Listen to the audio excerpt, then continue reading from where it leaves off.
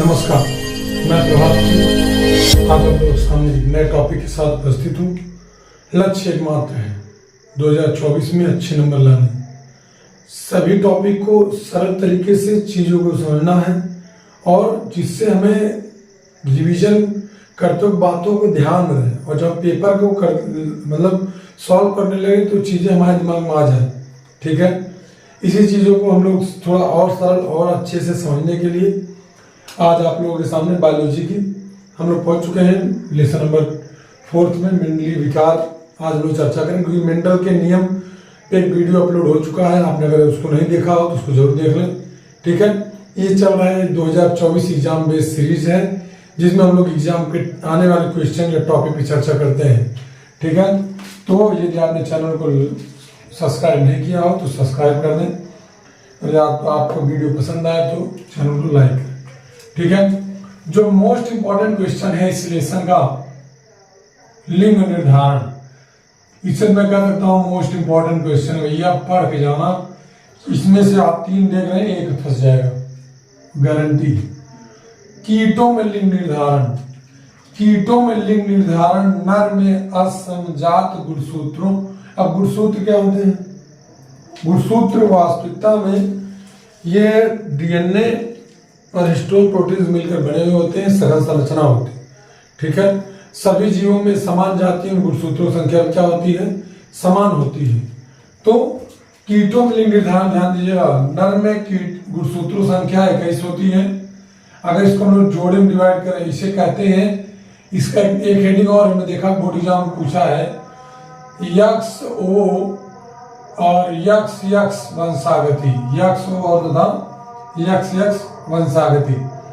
अगर इसको गैमेट में डिवाइड करें तो 10 प्लस यक्स और बनेंगे 10 प्लस 0। क्योंकि गैमेट देखी है, ये पुनेट के वर्ग नियम से बना दे रहा हूं। ठीक है, ये मान लीजिए ये नर का है, ये मादा के गुणसूत्र हैं। तो मादा के 20 है तो 20 प्लस एक्स मतलब 10 प्लस एक्स, 10 प्लस एक्स। अगर आप 10 प्लस एक्स नहीं करना चाहते, एक्स 0 करके वैल्यू कर सकते, कोई बड़ी बात नहीं। इसका इसमें क्रॉस कराएंगे तो 20 प्लस एक्स एक्स बनेगा, इसमें कराएंगे तो 20 प्लस एक्स एक्स बनेगा। ये दोनों पुत्री हैं, ठीक है, संतत पुत्री होंगी। अब फिर गैमेट बनाए, इसका 20 प्लस यक्स 0, 20 प्लस यक्स 0, ये पुत्र होंगे। ठीक है, नर होंगी मादा। अगर कीटों में लिंग निर्धारण आता है तो आपको लिखना पड़ेगा कीटों में लिंग निर्धारण नर के द्वारा होता है, क्योंकि नर में असमजात गुणसूत्र पाए जाते हैं तथा मादा में समजात गुणसूत्र पाए जाते हैं। इनमें नर में 20 प्लस यक्स 0, मादा में 20 प्लस यक्स यक्स गुणसूत्र होते हैं, अर्थात कीटों में लिंग निर्धारण नर के द्वारा होता है। पश्चिम लिंग निर्धारण या ZW वंशागति, याद रखना पक्षियों में लिंग निर्धारण मादा के द्वारा होता है क्योंकि मादा में असमजात गुणसूत्र पाए जाते हैं। अब अगर हम उनका क्रॉस कराएं, फिलहाल देखिए ग्राफ की वैल्यू है, क्रॉस कराएं तो मादा के ZW इधर और नर के ZZ गुणसूत्र, तो क्रॉस करने के बाद ZZ ZW ZZ और ZW। 50% ये पुत्री है और 50% ये पुत्र हैं। ठीक है, तो यदि पश्चिम लिंग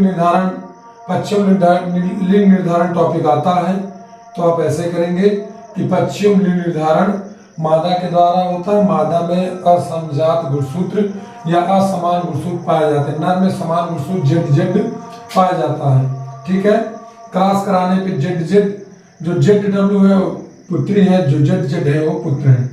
नर में लिंग निर्धारण याद रखिएगा, मनुष्य में 46 जोड़ी गुणसूत्र पाए जाते हैं, जिसमें से नर में यक्स मतलब 22 प्लस यक्स वाई, मादा में 22 प्लस यक्स यक्स गुणसूत्र पाए जाते हैं, अर्थात मनुष्यों में लिंग निर्धारण नर के द्वारा होता है, नर के गुणसूत्रों के द्वारा लिंग निर्धारण होता है। तथा मनुष्य में 2 प्रकार के गुणसूत्र पाए जाते हैं, 22 जोड़ी गुणसूत्र काय गुणसूत्र होते हैं जो नर मादा दोनों में समान होते हैं, तथा एक जोड़ी गुणसूत्र को लिंग गुणसूत्र कहते हैं जो नर में XY मादा में XX होते हैं। पुनेट के वर्ग नियम भैया करा देंगे इसको क्रॉस, तो क्रॉस करा तो याद रखिएगा मादा का लक्षण यहाँ सिंबल बना दीजिएगा, इसे प्लस का निशान, नर के यहाँ पे क्रॉस का निशान, इसके यक्स लिखेंगे यहाँ पे वाई लिखेंगे, यहाँ पे यक्स और यहाँ पे यक्स लिखेंगे, तो यक्स यक्स दो बार, यहाँ पे यक्स यक्स, इसका देखिए यक्स वाई और यक्स, 50% चांस है पुत्री, 50% क्या है पुत्र। ठीक है, तो मुझे भरोसा है कि आपको लिंग निर्धारण समझ आया होगा। मधुमक्खी में लिंग निर्धारण कैसे होता है सुन लीजिएगा।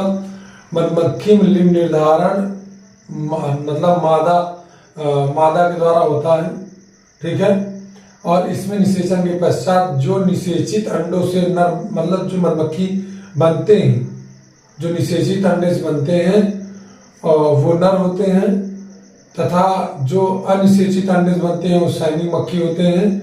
जो निषेचित अंडे से बनते हैं जिनमें गुणसूत्रों संख्या 32 होती है उन्हें वो मादा मधुमक्खी बनती है, उसका बता देंगे। आइए मंडली विकार चर्चा करते हैं।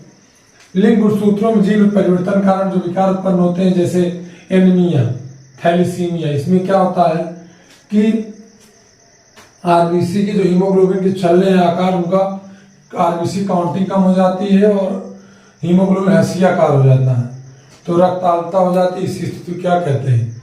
एनीमिया कहते हैं। ठीक है, थैलेसीमिया भी रक्त विकार है, ये भी वंशागत होता है। ठीक है, आइए जो मोस्ट इंपॉर्टेंट क्वेश्चन है उस पर चर्चा करते हैं। Most important question, Edward syndrome किसे कहते हैं? इस बार बता दे रहा हूँ, बोर्ड एग्जाम एडवर्ड या टर्नर आने संभावना है। डाउन टू अगली बार आया था क्योंकि सेट अलग अलग है तो अलग अलग क्वेश्चन हो सकते हैं, आप शॉर्ट ट्रिक समझिए। एडवर्ड सिंड्रोम किसे कहते हैं? यह एक गुणसूत्री विकार है। इसमें जब गुणसूत्र की संख्या मनुष्य में मतलब संतत में जब गुणसूत्रों की संख्या 18वें जोड़े में 2 के स्थान पे 3 हो जाती है तो कुल संख्या कितनी हो जाती है? 47 हो जाती है। इस स्थिति में बच्चे का शरीर अल्पविकसित, ठीक है, होठों पे खास, तालू में खास पाया जाता है तथा ऐसे बच्चे जन्म के कुछ समय बाद उनकी मृत्यु हो जाती है। इसे एडवर्ड सिंड्रोम कहते हैं। टर्नर सिंड्रोम याद रखना, टर्नर सिंड्रोम में एक गुणसूत्र कम होते हैं, इसमें जननांग अल्पविकसित होते हैं तथा ऐसी स्थिति में बंध्यापन होता है। इसी स्थिति क्या कहते हैं? टर्नर सिंड्रोम कहते हैं। एक और है, बता देता हूं मैं, Kline-filter syndrome. Kline-filter syndrome, Kline-filter syndrome क्या है? याद रखिएगा, इसमें 44 प्लस यक्स यक्स यक्स या 44 plus X Y X X, ठीक है, ये भी बंध्यापन का रोग है। इसमें जननांग विकसित नहीं होते हैं तथा शुक्राणु या अंडाणु निर्माण नहीं हो पाता है। यह दोनों ही लक्षण प्रदर्शित करते हैं। ठीक है, नर मादा दोनों लक्षण प्रदर्शित करते हैं। आगे बढ़ते हैं डाउन सिंड्रोम की तरफ। डाउन सिंड्रोम क्या भैया सुन लीजिएगा। डाउन सिंड्रोम मतलब है यदि किसी भी संतत की 21वीं जोड़ी गुणसूत्र में 2 के स्थान पे 3 गुणसूत्र हो जाते हैं तो इस स्थिति में गुणसूत्रों की संख्या 46 न होकर 47 हो जाती है। इसके कारण जो विकार उत्पन्न होता है उसे मंगोलिज्म कहते हैं। इस संतान को मंगोल कहते हैं। ये संतान के मस्तिष्क बड़ा, होठ पे कटे हुए, तालू कटा हुआ, हाथ में खांच होता है, शरीर अल्पविकसित होता है, मस्तिष्क अल्पविकसित होता है। ऐसे संतान 12-14 वर्ष की आयु में इनकी मृत्यु हो जाती है। ठीक है, पटाव सिंड्रोम या म्याओ सिंड्रोम, इसमें 13वीं जोड़ी गुणसूत्र में गुणसूत्रों संख्या 2 के बजाय 3 हो जाती है। कुल गुणसूत्रों संख्या 46 की जगह 47 हो जाती है। इस सिंड्रोम से ग्रसित शिशु रोते समय बिल्ली की तरह आवाज निकालता है। ठीक है, इसमें ज्यादा कुछ है नहीं। ठीक है, चले आगे अगली रीडिंग में बढ़ते हैं। लिंग निर्धारण पढ़ लेना, या डाउन सिंड्रोम, एडवर्ड सिंड्रोम, पटाव सिंड्रोम, ये सब देख के जाना। ठीक है, आज हम लोग चर्चा करेंगे जो मोस्ट इम्पोर्टेंट क्वेश्चन है इस लेसन का, लिंग संलग्न विकार या संलग्नता। लिंग संलग्नता,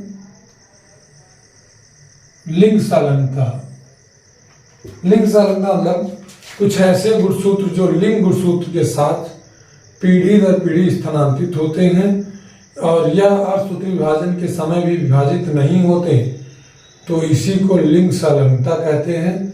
और लिंग संलग्नता के विकार यह यक्ष गुणसूत्र और वाय गुणसूत्र दोनों पे होते हैं। ये जिस गुणसूत्र पे होते हैं उसी के साथ ये वंशागत होते रहते हैं। जैसे हम लोग चर्चा करेंगे पहले वर्णांधता। वर्णांधता, वर्णांधता या इसे हम लोग कह सकते हैं कलर ब्लाइंडनेस। वर्णांधता वास्तविकता में यह यक्ष संलग्न विकार है। यक्ष संलग्न विकार है अर्थात महिलाएं इसकी वाहक होती हैं तथा पुरुष इसके पीड़ित होते हैं। यदि महिलाओं के दोनों गुणसूत्र पर वर्णांधता के जीन उपस्थित होते हैं तो वह महिला वर्णांध होती है। ठीक है, तथा इसकी वंशागति जिग जैक होती है, मतलब पुत्री, मतलब स्त्री से उसके पुत्र में, पुत्र से फिर मतलब स्त्री में। ठीक है, तो जिग जैक वंशागति होती है। अब इसकी कंडीशन 3 है। पहले कंडीशन, एक पुरुष क्या है, सामान्य है। पुरुष कैसा भैया, सामान्य। वर्णांतर याद रखना, वर्णांधता से, वर्णांधता एक मतलब आनुवंशिक विकार है और इसका कोई इलाज नहीं है। यह जन्मजात होता है। इससे ग्रसित व्यक्ति लाल, हरे, नीले में अंतर नहीं कर पाता है और इसका कोई निवारण नहीं है। ठीक है, और ऐसे लोगों को फोर्स में भी ज्वाइन नहीं किया जाता। वर्णांधता लर्निंग टेस्ट होता है। सामान्य व्यक्ति है, सामान्य नर है, एक वाहक स्त्री है, वाहक मादा है। इसकी एक गुणसूत्र पे कलर ब्लाइंडनेस के जीन है। अब याद रखिएगा, जब हम लोग क्रॉस कराएंगे पुनेट के नियम से, तो पुनेट नियम में बता दे रहा हूं क्योंकि इसके 2 जीन तो 2 डिब्बे, ये मादा का सिंबल, ये नर का सिंबल बन गया। नर के गुणसूत्र एक्स वाई, मादा की यक्स सी और यक्स, क्योंकि मादा वाहक है। अब क्रॉस कराएंगे भैया, यक्स सी, यक्स यक्स, यक्स सी वाई और यक्स यक्स, यक्स वाई। एक पुत्र जो है सामान्य है, सामान्य पुत्र, सामान्य पुत्री है। ये भैया वाहक है और ये पुत्र जो है ग्रसित है, क्योंकि पुत्र ही ग्रसित है इसमें। ठीक है, अब अगर एक सामान्य पुरुष, मनवर्णांध पुरुष और एक सामान्य स्त्री जन्म के पश्चात जो जैसे सामान्य स्त्री है, सामान्य स्त्री है, ग्रसित व्यक्ति है, पुनेट की स्थिति नंबर 1, स्थिति नंबर 2 में बोलेगा, क्वेश्चन कर देगा कि एक महिला वर्णांधता से ग्रसित है और एक सामान्य पुरुष है, या सामान्य पुरुष या वर्णांध पुरुष है, सामान्य महिला है। तो यक्स यक्स, यहाँ पे यक्स सी और वाई, तो यक्स सी, यक्स सी, यक्स वाई, यक्स वाई। मैंने कहा था इसकी वंशावली जिग जैग होती है, मतलब पिता अपनी पुत्री को देगा, पुत्री अपने पुत्र को देगी। यहाँ देख रहे हो, दोनों पुत्र जो हैं सामान्य हैं, इनमें कोई भी वर्णांधता के रोग नहीं दिखाई दे रहे हैं जीन। ठीक है, जबकि 2 पुत्री क्या हैं, वाहक हैं। 2 पुत्री क्या हैं, इस रोग की वाहक हैं। ठीक है, बढ़े आगे, चलते आगे देखते हैं अगले दिन तरफ। अगर मान लीजिए एक पुरुष है जो वर्णांध है, पुरुष को कलर ब्लाइंडनेस है, वो आँख से मतलब लाल हरे नीले अंतर नहीं कर पाता है। एक पुरुष वर्णांध है और एक महिला जो है ये भी वर्णांतता की वाहक है, रोगी नहीं है, वाहक है। देखिए कंडीशन 3 है। अगर वाहक है, ऐसी स्थिति में पुनेट के वर्ग नियम बनाते वक्त हम लोग ध्यान देंगे कि यक्स सी यक्स और यक्स सी यक्स क्रॉस करा भैया, यक्स सी एक पुत्री जो होगी रोगी होगी, यक्स सी यक्स एक पुत्री वाहक है, यक्स यक्स सी और यक्स यक्स। यहाँ पे याद रखिए, यहाँ पे मिस्टेक हो गया, ये वाई है, यहाँ पे यक्स सी वाई कर देते, ठीक है, ये वाई होगा, ये वाई। ऐसी स्थिति में देखिए, एक पुत्री को क्या है, रोगी है, जिसको कलर लाइनेस है, एक पुत्र जो है रोगी है, एक पुत्री वाहक है, एक पुत्र सामान्य है। याद रखिएगा, पुरुष ही यह निर्धारित लिंग का निर्धारण करता है। लिंग निर्धारण में हेडिंग बता देता हूँ, सुन लीजिए। लिंग निर्धारण वह प्रक्रिया है जिसके द्वारा यह निर्धारित होता है कि संतान होगी नर होगी कि मादा। मनुष्यों में लिंग निर्धारण नर के द्वारा होता है, मादा की कोई भूमिका नहीं होती है। और क्योंकि नर में असंजात गुणसूत्र वाई होते हैं, जबकि मादा में संजात गुणसूत्र पाए जाते हैं, ठीक है। अगली हेडिंग तरफ बात करते हैं। मैं तो आप जैसे ये ट्रिक मैंने समझाते वर्णांधता का मोस्ट इंपॉर्टेंट मान लीजिएगा, वर्णांधता और हीमोफीलिया। अब आ जाए हीमोफीलिया, देख लीजिए हीमोफीलिया। अब हीमोफीलिया में याद रखिएगा, हीमोफीलिया में होता क्या है, हीमोफीलिया से ग्रसित व्यक्ति के शरीर में चोट लगने के पश्चात रक्त स्राव बंद नहीं होता। यदि सही समय पे इलाज न हो तो ऐसे व्यक्तियों की मृत्यु भी हो सकती है। हीमोफीलिया भी जन्मजात बीमारी है। इसकी वाहक स्त्री होती है, जबकि ग्रसित पुरुष होते हैं। इसमें यक्स, अगर महिला के एक गुणसूत्र पर यक्स पे अगर है हीमोफीलिया जीन है तो महिला वाहक होगी और पुरुष इसके रोगी होते हैं। जैसे समान एक रोगी वाहक स्त्री है और एक सामान्य पुरुष है, ठीक है, सामान्य पुरुष है, सामान्य नर लिख देता हूं। जब क्रॉस कराएंगे पुनेट के नियम से देखेंगे तो इसकी वंशावली, जिस बच्चे को वर्णांधता क्लियर है वो हीमोफीलिया कर लेगा, क्योंकि दोनों क्वेश्चन लॉन्ग में आते हैं 5 नंबर में और समझना बहुत ही आसान है दोनों में। यक्स यक्स यक्स, तो यक्स यक्स यक्स और X X Y, X X और यक्स वाई। तो पुरुष यहाँ पे एक रोगी है, एक स्त्री वाहक है। इस प्रकार से वर्णांधता की वंशावली होती है। अगले अंदर बढ़ते हैं भैया। एक बच्चा मैसेज कर रहा है कि रुधिर वर्ग वंशावली सर बता दीजिए। रुधिर वर्ग वंशावली देख लीजिए भैया। रुधिर वर्ग वंशावली क्या है? रुधिर वर्ग वंशावली समझाते हैं, बहुत ही शॉर्ट में समझाएंगे, एक ही बार में आप समझ में आ जाएगा। कोई वेरी टफ नहीं होता, जब तक हमें नहीं आ रहा तभी तक टफ। अब रुधिर वर्ग की वंशावली अब समझते हैं इसको। थोड़ा सा वीडियो थोड़ा लॉन्ग होगा, लास्ट के जरूर जुड़े रहिएगा क्योंकि अंतिम में इंपॉर्टेंट क्वेश्चन बताऊंगा। रुधिर वर्ग की वंशावली याद रखिएगा। रुधिर वर्ग की वंशावली आई जीन के द्वारा होती है। इस पे रुधिर, इसके 3 ब्लड ग्रुप ए बी, तो यदि आई जीन पे दोनों ही एंटीजन ए है तो ब्लड ग्रुप ए होगा। अगर एक पे कुछ नहीं है तभी ब्लड ग्रुप ए होगा। यदि एक पे बी और दूसरे पे भी बी है, या एक पे बी और दूसरे कुछ नहीं है, ऐसी स्थिति में भी ब्लड ग्रुप क्या होगा? बी होगा। हाँ, ए बी कोई ब्लड ग्रुप है ही नहीं, लेकिन जब ए और बी के जीन मिल जाते हैं तो ऐसी स्थिति में ए बी ब्लड ग्रुप बन जाता है। अगर कोई भी एंटीजन उपस्थित नहीं है तो ब्लड ग्रुप ओ होता है। इस टॉपिक पे हम लोग चर्चा करते हैं क्योंकि थोड़ा लॉन्ग टॉपिक है और इसको आप लोग समझ पा रहे होंगे। अगर ब्लड ग्रुप ए कहेगा तो हम लोग आई ए या आई ए और आई ओ ले सकते हैं, दोनों में से कोई भी ले लेंगे। यदि ब्लड ग्रुप बी कहेगा तो हम लोग बी, दोनों बी या ए पे बी ले लेंगे, दोनों टॉपिक चलता है। ए बी है तो ए बी देख ही रहे हो, ओ है तो ओ ले लेंगे। अब देखिए, मान लीजिए कंडीशन कहा कि किस ऐसे कह दिया कि यदि पिता का रक्त समूह ए तथा माता का रक्त समूह बी है तो किस स्थिति में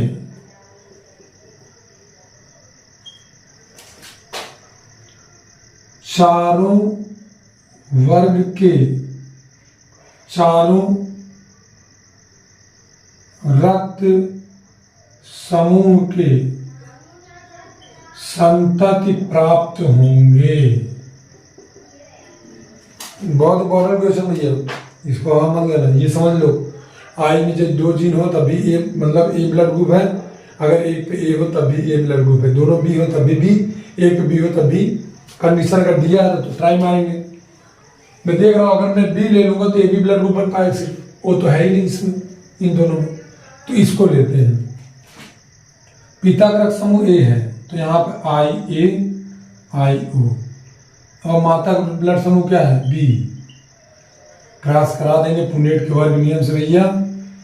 मैंने बार बताया, यहाँ लिख देते हैं नर के, यहाँ माता के लिख देते हैं, यहाँ पिता के लिख देते हैं। आई बी आई ओ आई ए और आई ओ, क्रॉस कराएंगे आई ए आई B, I A I O, I B I ओ, आई ओ और आई ओ।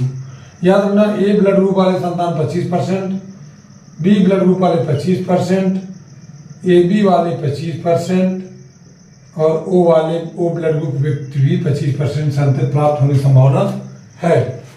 बात समझ में आ गई, मुझे भरोसा इस बात का। ये ब्लड ग्रुप आप समझ गए, इसको समझ गए।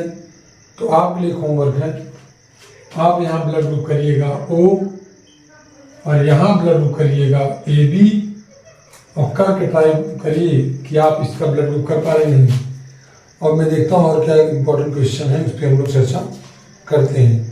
लिंग संलग्न बता दिया मैंने, वर्णांतता क्या है बता दिया मैंने, वर्णांतता किसे कहते हैं।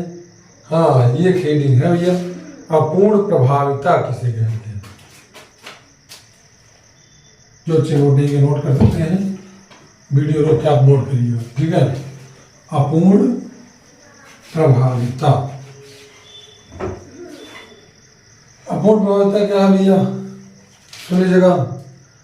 कार्ल जब मेंडल ने बताया कि संतति में प्रभावी लक्षण दिखाई देते हैं, अप्रभावी लक्षण दिखाई नहीं देते, तब तो ये लाल फूल और सफेद फूल क्रॉस कराए, सब संतान लाल होने चाहिए थे, लाल फूल मिलने चाहिए थे। लेकिन कोरेंसन ने बताया, ठीक है, कार्ल कोरेंस ने बताया कि एक गुलाबास या मीराबिलिस जलापा नाम पौधा है, अपूर्ण, यही है ना, अपूर्ण प्रभाविता का नियम। इंपॉर्टेंट मान लेना, बता दे रहा हूं, जब पेपर देखा होगे तो आपको पता चलेगा। अपूर्ण प्रभाविता याद रखिएगा, अपूर्ण प्रभाविता का मतलब होता है कि जब दो जनकों को क्रॉस कराया जाए और संतति में दोनों ही जनकों के लक्षण आंशिक रूप से प्रभावी हों तो इसे क्या कहते हैं, अपूर्ण प्रभाविता कहते हैं। जैसे एक लाल फूल है मीराबिलिस जलापा का और एक सफेद फूल है। अब जब लाल फूल सफेद फूल को क्रॉस कराते हैं तो यहां याद रखिएगा, small R small R, capital R capital R, capital small R, capital small R, capital small R, capital R small R. या फोन पीढ़ी में सब संकर मिल गए, लेकिन मेंडल के नियम से रंग लाल होना चाहिए ना, लेकिन लाल नहीं हुआ, सबका रंग कैसा हो गया, गुलाबी हो गया। कैसा रंग होगा भैया, गुलाबी कलर। तो इनकी थ्योरी क्या हो गई, फेल हो गई मेंडल। जब इनको क्रॉस कराते हैं या फोन पीढ़ी से प्राप्त संततियों को जब आपस में क्रॉस कराते हैं, capital small R, capital small R, capital R, capital R, capital small R, capital small. ये सफ़ेद मिलता है, ये गुलाबी मिलता है, ये गुलाबी मिलता है और ये लाल मिलता है। 1:2:1 का अनुपात मिलता है। तो इसी को सिद्धांत को क्या कहते हैं? अपूर्ण प्रभाविता कहते हैं। याद रखिएगा, बहुत इंपॉर्टेंट क्वेश्चन है ये। जो क्वेश्चन था ये बहुत पूछा, ये क्वेश्चन पूछा पिता प्लस वो है, माता ए बी है, तो बताइए संतत समूह क्या होगा, कर लेना तुम लोग। ठीक है, आगे बात करते हैं। हीमोफीलिया ने बता ही दिया, वर्णांतर बता दिया, वर्णांतर वाहक बता दिया। आगे देखते हैं, एक संकर क्रॉस हम लोग चर्चा कर चुके। जब एक लक्षण ध्यान के क्रॉस कराया जाएगा तो उसे एक संकरण कहते हैं। 2 लक्षण ध्यान रख के क्रॉस कराया जाएगा तो उसे द्विसंकरण कहते हैं। ठीक है, रुधिर और वंशागति मैंने बता दिया। ठीक है, अब इसके बाद बच्चा क्या, मानव लिंग निर्धारण बता दिया मैंने। इंपॉर्टेंट क्वेश्चन, हीमोफीलिया बता ही दिया मैंने। कोई मादा इसकी वाहक होती है, नर इसके रोगी होते हैं। ठीक है, इसके लक्षण एक संलग्नी होते हैं, बताए दिए मैंने। स्वतंत्र बीय नियम चर्चा हम कर चुके हैं। ए बी और समूह बताए दिए मैंने। ठीक है, इसके बाद हम लोग आगे देखते हैं, टॉपिक चर्चा करते हैं। याद रखिएगा, एक क्वेश्चन और मैं आपको बताना चाहूँगा कि लिंग संलग्न क्या होते हैं तथा लिंग संलग्न का चर्चा कीजिए। लिंग संलग्न होते हैं, यहाँ सुन लीजिएगा, फिर एक बार चर्चा करें हम लोग इस पे कि जब किसी भी लक्षण के गुणसूत्र लिंग गुणसूत्र के साथ या गुणसूत्र के साथ लक्षण वंशागत होते हैं तो उसे लिंग संलग्न लक्षण कहते हैं तथा इस प्रक्रिया को लिंग संलग्नता कहते हैं। ठीक है, तो आज के लिए इतना ही, फिर मिलते हैं नेक्स्ट वीडियो में। और वीडियो थोड़ा लॉन्ग हो गया, लास्ट तक आप जरूर देखिएगा। इसमें सारे इंपॉर्टेंट टॉपिक हम चर्चा कर चुके हैं। नेक्स्ट वीडियो हम लोग DNA RNA से संबंधित सारे क्वेश्चन करें, कंप्लीट चैप्टर। ठीक है, एक भी क्वेश्चन इसके बाद नहीं जाएगा। यदि आपने चैनल लाइक नहीं किया हो तो लाइक करिए, सब्सक्राइब करें। बहुत बहुत धन्यवाद।